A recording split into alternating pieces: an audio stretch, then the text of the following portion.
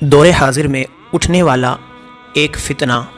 جو وقت کے گزرنے کے ساتھ ساتھ کرٹیکل ہوتا جا رہا ہے، جس کو محبت اہل بیت کا نام دے کر فروغ دیا جا رہا ہے، اور افسوس کہ ہمارے بڑے علماء بھی اس میں شامل ہیں۔ میرے بھائیوں، ہم لوگ جب سے اسلام کی تعلیمات کو سمجھنے لگے تب سے یہی سنتے اور پڑھتے آئے کہ اگر کوئی شخص اپنے منہ سے کسی بات کو بیان کرے، اگر وہ بات سمجھ میں نہ آئے تو اسلام میں اصول ہے کہ متکلم یعنی جس نے وہ بات کہی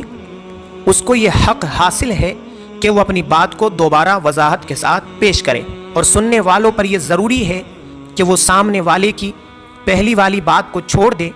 اور اگلی بات کو قبول کر لے اگر وہ بات دلائل و براہین سے ثابت ہو اور عقیدہ اہل سنہ والجماعت میں سے ہو۔ اسی کے تحت زیادہ نہیں، کچھ ہی دن پہلے ایک فتنہ کھڑا کرنے کی کوشش کی گئی تھی۔ سید مظفر حسین شاہ صاحب قبلہ اللہ سبحانہ و تعالیٰ ان کی حفاظت فرمائے روافض سے، آپ کے خلاف ایک فتنہ کھڑا کرنے کی کوشش کی گئی تھی کہ جب آپ ایک بیان کے دوران کہتے ہیں کہ یزید پر ڈائریکٹ لعنت نہیں کی جائے گی، تو لوگوں نے اس کو اس طرح سے فتنے میں تبدیل کیا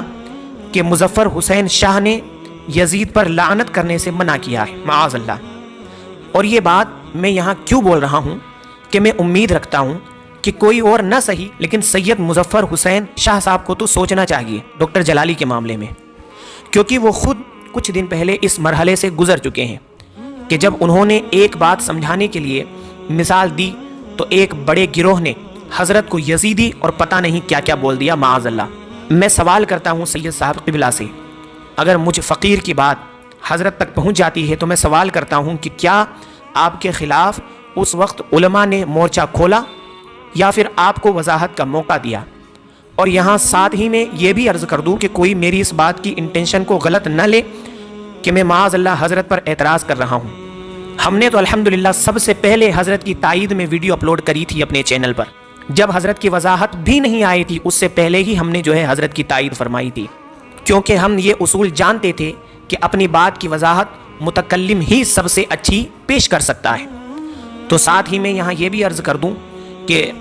میں یہ پسند نہیں کرتا کہ کمنٹ باکس میں آ کر یا ویڈیو کو دیکھ کر کوئی حضرت کی ذات کو برا بھلا کہیں۔ ہم یہاں ویڈیو بنانے کا مقصد حضرت کو برا کہنا نہیں، بلکہ حضرت سے گزارش کرنا ہے، حضرت کو سمجھانے کی کوشش کرنا ہے۔ تو میں عرض کر رہا ہوں کہ جب حضرت کی وضاحت آئی سید صاحب کی تو آپ کے کہنے کا مطلب اور آپ کے دلائل نے فتنہ کھڑا کرنے والوں کے ہوش کو ٹھنڈا کر دیا۔ کب؟ جب علماء نے آپ کی وضاحت کو قبول کیا، جب علماء نے آپ کو وضاحت کرنے کا موقع دیا۔ اب میں سوال کرتا ہوں، ڈاکٹر جلالی والے مسئلے کی طرح اگر آپ کو بھی وضاحت کا موقع نہ دیا جاتا، سید صاحب گزارش کرتا ہوں کہ آپ کو بھی اگر وضاحت کا موقع نہ دیا جاتا تو کیا وہ معاملہ فتنے میں تبدیل نہ ہوتا؟ بالکل ہوتا، لیکن وضاحت کا موقع دیا گیا۔ لیکن افسوس آپ خود اپنے اصولوں کو بھول بیٹھے۔ ڈاکٹر جلالی وضاحت پر وضاحت پیش کر رہے ہیں، لیکن آپ لوگ ایک بات پر اڑ گئے کہ پہلے رجوع کرو، باقی سب باتیں بعد میں۔ اور اسی دوران آپ نے حضور محدث کبیر کو بھی نصیحت کر دی، جن کے علم کو دیکھ کر آپ آنکھیں بند کر کے ان کی بات کو مانتے تھے، آج انہی پر آپ نے تنقید کر دی۔ اے کاش حضور اس وقت آپ کے ساتھ ایسا معاملہ ہو جاتا تو آپ کو پتہ چلتا کہ اصولوں کے خلاف ورزی کرنے سے امت کیسے بٹ جاتی ہے۔ لیکن چونکہ آپ بڑے ہیں، سید ہونے کا شرف آپ کو حاصل ہے،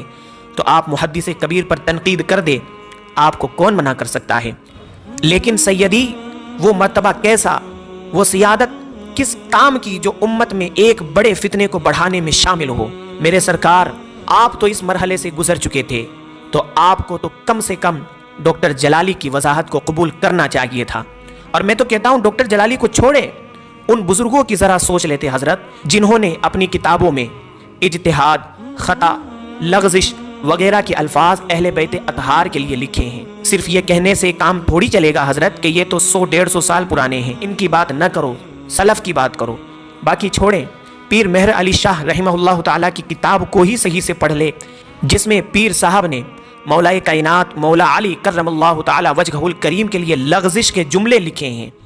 اور مجھے بتانے کی ضرورت نہیں کہ یہ خطائے اجتہادی سے سخت جملے ہیں یا نرم جملے ہیں، آپ بہتر جانتے ہیں۔ تو حضرت ہر لفظ کو اس کی منشا، اس کا ادا کرنے کا موقع محل